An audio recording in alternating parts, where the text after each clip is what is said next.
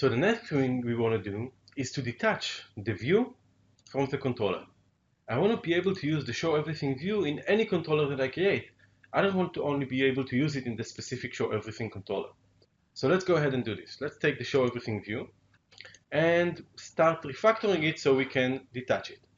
So let's go ahead and say here that the add column to grid, instead of being a private method, will be a public method, and we can call it from the outside. Okay?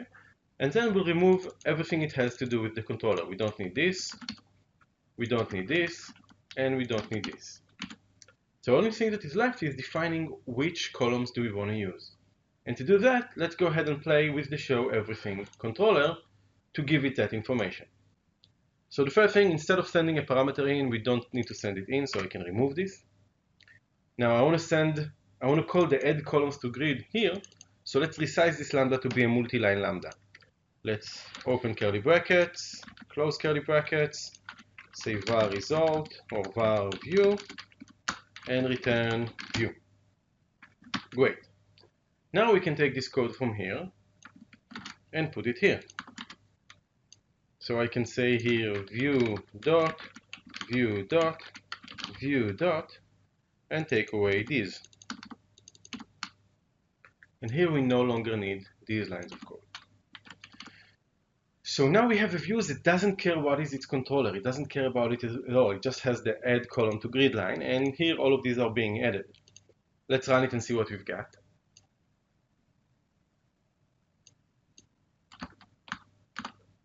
So our nice little show everything does everything exactly the same, but the view is completely separated from the controller. And just to demonstrate that, let's create another controller and reuse this view. So let's put this here, and let's go ahead and do another one. Let's call it add new items, UI controller show categories. Okay. Now, I don't want to use the show categories view, so I'm going to delete. And instead I'm going to use the show everything view that doesn't need a controller. Perfect. And now we're going to take in the categories table, state form, and make this a multi-line.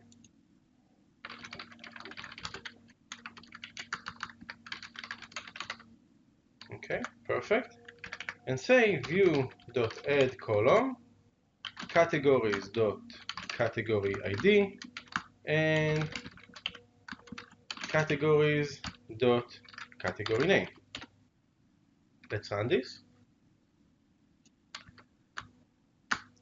So show everything will show me products, and show categories will use the same view to show me categories.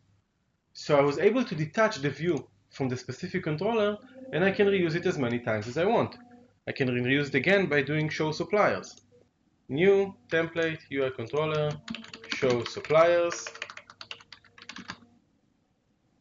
I'm going to get the suppliers table, place it here, from suppliers, and again make this a multi-line view.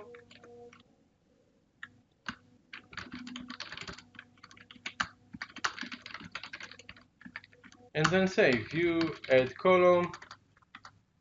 Yeah, not using the show suppliers view. I want to use the show everything view.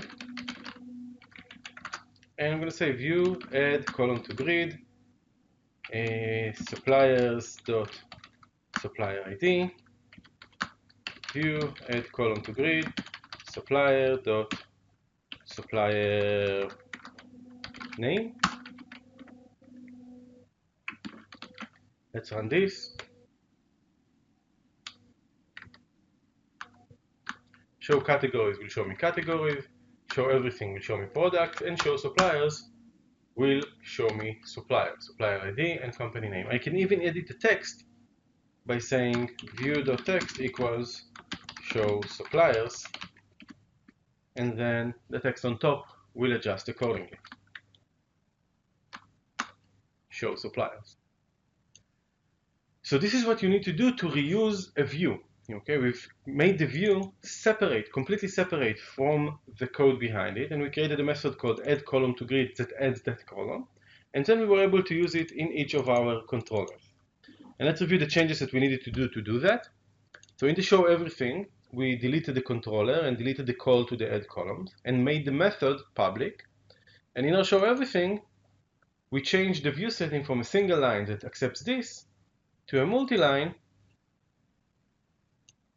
in which we call the add column to grid for each column that we wanted to add. Now, just like we've made the changes over here and made the add column to grid, we can create any function. Add button below grid, add combo box, add text box to the right of the grid. But once you create this as dynamic method that you can play with, you'll stop drawing screens and you'll stop wasting time on drawing screens and develop a lot faster. In the next video, we're going to talk also about how can we reuse a controller. Thank you.